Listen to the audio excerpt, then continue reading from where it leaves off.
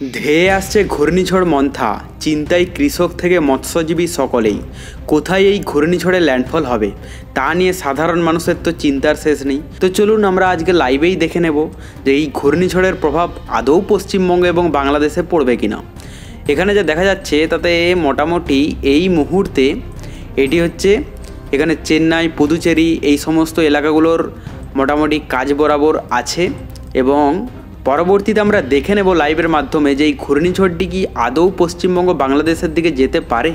এখানে দেখুন যে অনেকেই যে আপডেটে জানাচ্ছে যে পশ্চিমবঙ্গ এবং বাংলাদেশের দিকেই কিন্তু এই ঘূর্ণিঝড় যাবে, এর প্রভাবটা সবথেকে বেশি পড়বে পশ্চিমবঙ্গে, অনেক অনেক খবর দেখাচ্ছে। তো লাইভে কি দেখাচ্ছে সেটাই হচ্ছে আপনাদেরকে দেখিয়ে দেবো। এখানে দেখতে পাচ্ছেন যে আজ মোটামুটি সকালের দিকে যা দেখা যাচ্ছে, তো সকালের দিকে মোটামুটি এখানে বিশাখাপত্তনম, কাকিনাড়া এই সমস্ত সমুদ্র উপকূলবর্তী এলাকাগুলোতে সবথেকে বেশি প্রভাব থাকবে, বৃষ্টির সম্ভাবনাও রয়েছে। একটা ঝড়ের সম্ভাবনা সবথেকে প্রবল হারে, মানে মোটামুটি এখানে যা দেখা যাচ্ছে 34 মিমির মতো বৃষ্টি হতে পারে, ঠিক আছে। এবং বাতাসের বেগও কিন্তু ভালোই থাকবে। এবং তার পাশাপাশি আমরা যদি দুপুরের দিকটা দেখে নিই, তো দুপুরের দিকেও কিন্তু ঘূর্ণিঝড়ের প্রভাব থাকবে এবং আস্তে আস্তে এই যে দেখতে পাচ্ছেন কাকিনাড়া, বিশাখাপত্তনম এই সমস্ত সমুদ্র উপকূলবর্তী এলাকার মধ্য দিয়ে কিন্তু যাবে। এখানে দেখতে পাচ্ছেন যে আস্তে আস্তে কিন্তু এই ঘূর্ণিঝড়টি সমুদ্র উপকূলবর্তী এলাকাগুলোর মধ্য দিয়ে কিন্তু যাচ্ছে। এবং আস্তে আস্তে আমরা যদি বুধবারের যদি আপডেট দেখি, তো বুধবারে অলরেডি চেন্নাই, বিশাখাপত্তনম, কাকিনাড়া এগুলোতে কিন্তু পেরিয়ে যাবে। যদিও ঘূর্ণিঝড়ের যে গতি অনেকাংশে কমে যাবে যখনই সে কিন্তু উপকূলবর্তী এলাকাগুলোর মধ্য দিয়ে কিন্তু যেতে শুরু করবে, ঠিক আছে। আস্তে আস্তে দেখতে পাচ্ছেন যে বুধবারেই কিন্তু ঘূর্ণিঝড়ের যে বেগ বা এর যে স্পিড অনেকাংশে কিন্তু কমে যাচ্ছে। এবং আস্তে আস্তে আমরা যদি বুধবার রাতের দিকটা দেখে নিই, রাতের দিকে অনেকাংশেই কিন্তু ঘূর্ণিঝড়ের প্রভাব কমবে। এবং এখানে যে সমুদ্র উপকূলবর্তী এলাকাগুলো আছে এগুলোতে কিন্তু বাতাসের বেগ হালকা পরিমাণ থাকতে পারে এবং হালকা বৃষ্টির সম্ভাবনা রয়েছে। কিন্তু আমরা যা দেখলাম তাতে আজকে যেরকমভাবে দেখা যাচ্ছে তাতে কলকাতা সহ পশ্চিমবঙ্গের এলাকাগুলোর আকাশ কিন্তু সম্পূর্ণ পরিষ্কার থাকবে, কোথাও কিন্তু এর ইফেক্টটা কিন্তু দেখা যাচ্ছে না। এবং আমরা যদি রাতের দিকে দেখি, রাতের দিকেও কিন্তু মোটামুটি পরিষ্কার দেখা যাচ্ছে।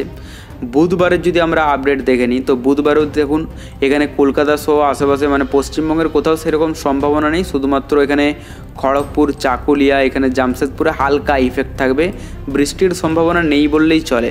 বুধবার দুপুরের দিকে যদি দেখা যায়, দুপুরের দিকে হালকা ইফেক্ট থাকতে পারে পশ্চিমবঙ্গের এলাকাগুলোতে। এখানে দেখুন কলকাতার চন্দননগর, আরামবাগ, কোলাঘাট, বর্ধমান, দুর্গাপুর, মানে মোটামুটি পশ্চিমবঙ্গে যে দক্ষিণবঙ্গের এলাকাগুলো আছে, দক্ষিণবঙ্গের এলাকাগুলোতে কিন্তু বুধবার দুপুরের দিকে কিন্তু হালকা বৃষ্টির সম্ভাবনা রয়েছে। আমরা যদি উত্তরবঙ্গের কথা বলি, উত্তরবঙ্গে কিন্তু সেরকম ইফেক্ট দেখা যাচ্ছে না, ঠিক আছে। উত্তরবঙ্গের দার্জিলিং, কালিম্পং, আলিপুরদুয়ার, কোচবিহার, জলপাইগুড়ি এগুলোতে মোটামুটি পরিষ্কারই থাকবে দুপুরের দিকে।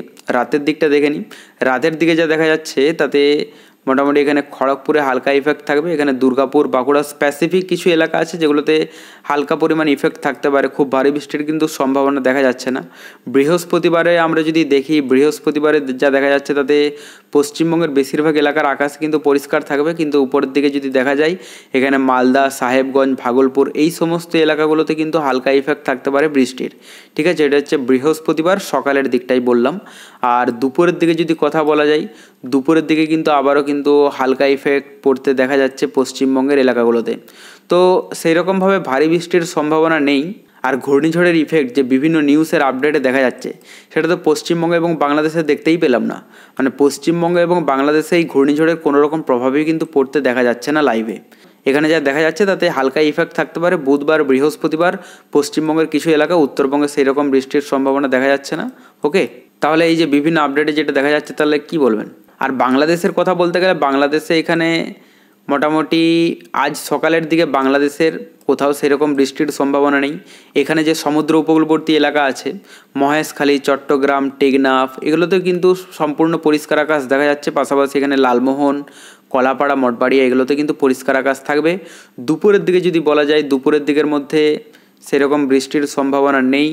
রাতের দিকে যদি বলা যায়, রাতের দিকে চট্টগ্রাম, ফটিকছড়িতে হালকা ইফেক্ট মানে মেঘলা আকাশ থাকবে, ধরুন সেরকম বৃষ্টির সম্ভাবনা তো নেই।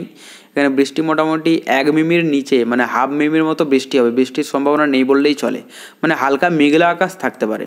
বৃহস্পতিবার সকাল, দুপুর, রাতের দিকেও কিন্তু সম্পূর্ণ পরিষ্কার আকাশ দেখা যাচ্ছে। পাশাপাশি বৃহস্পতিবারও কিন্তু একই থাকবে। তো এখান থেকে কি দেখা গেল, এখান থেকে যে আপডেটটা পাওয়া গেল যে এই ঘূর্ণিঝড়ের ইফেক্ট পশ্চিমবঙ্গ এবং বাংলাদেশে সেরকমভাবে পড়ছে না। পশ্চিমবঙ্গের দক্ষিণবঙ্গের এলাকাগুলোতে বুধ এবং বৃহস্পতিবার দুপুর বিকেলের দিকে হালকা ইফেক্ট থাকবে, খুব ভারী বৃষ্টির সম্ভাবনা নেই। আর বিশেষ করে এই ঘূর্ণিঝড়ের প্রভাব বিশাখাপত্তনম, কাকিনাড়া, এদিকে চেন্নাই, পুদুচেরি এই উপকূলবর্তী এলাকাগুলোর মধ্য দিয়ে বয়ে যাবে, মানে বেশি ইফেক্ট থাকতে পারে কিন্তু এই সমস্ত এলাকাগুলোতেই।